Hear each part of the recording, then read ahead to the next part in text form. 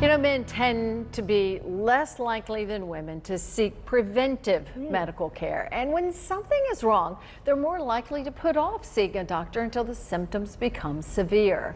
June is Men's Health Month, so in the Fox 8 House Call, Jillian Grace finds why it's so important for men to get regular checkups.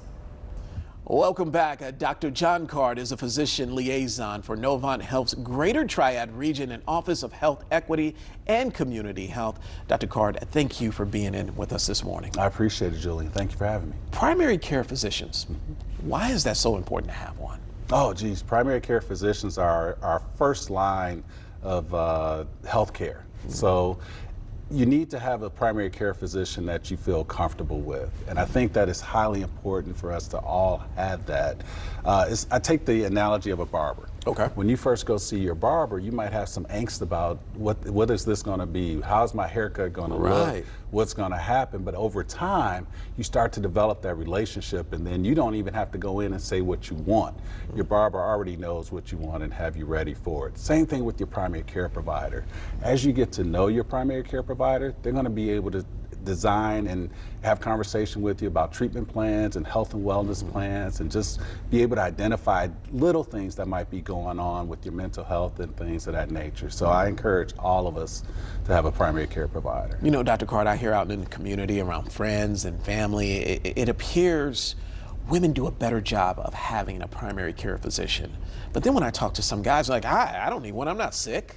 What do you say to people that say that? Oh, I have that conversation often, Julian, and I encourage them that, you know, your health and wellness is vastly important, and the people that we share our lives with want you to be healthy as well, too. So, you know, part of our issue as men, especially when it goes to seeing a doctor, some of it is fear. Some of it is that male ego and not wanting to know that something may be off or wrong. It can be financial, it can be trust, it can be a whole lot of different issues. But we have to be open with each other, and men need to have conversations with each other about why it's important to go get seen and get checked. Is there a process for picking the right physician for you? I think it comes down to personality, really. My hope is that most of us are going to be board certified. We're going to have the knowledge in order to be able to help take care of people, but it's still about connection. And I think that that's where you have to just be able to have that open and transparent conversation with your primary care provider. If we don't know all of what's going on with you, we really can't devise a plan that's going to really help benefit you.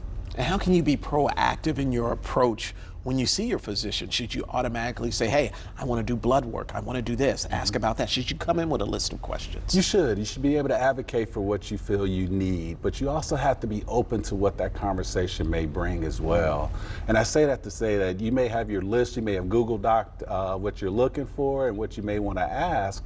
However, once you start to have that conversation, have a history, have a physical, it may need to change, and we both have to be on the side of being comfortable with what that change may look like.